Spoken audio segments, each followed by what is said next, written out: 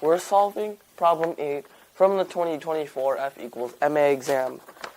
A rod of length L is sliding down a frictionless wall.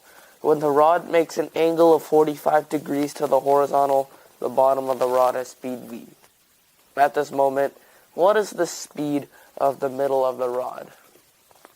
So here we have all the angle measures and vectors in where these perpendicular forces, let's just take a look at this one. That perpendicular force is the force that is making it have the end to its wall. It's pushing it down, and where this parallel force, it's parallel to the rod, or on the rod, I'd say. It's acting on the rod, but it's also parallel to it. And we see the same things over here, where this is our v, and these are our theta.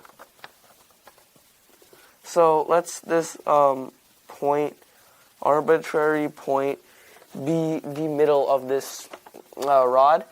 We see here that it makes an obvious triangle.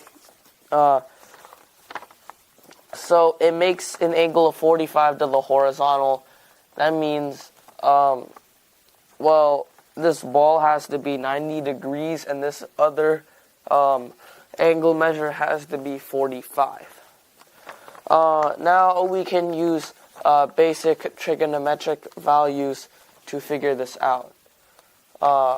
So what we can do here is, well, we want it in radians to solve for the trigonometric values.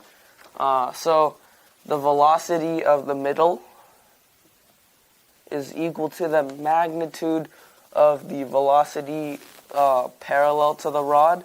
Velocity parallel, as it's parallel and equal to it, the velocity, this is equal to the bottom of the rod speed, which is velocity cosine by trigonometry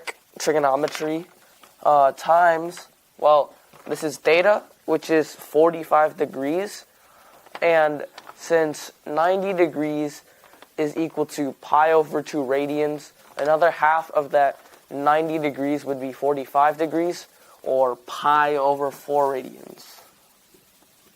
4 radians.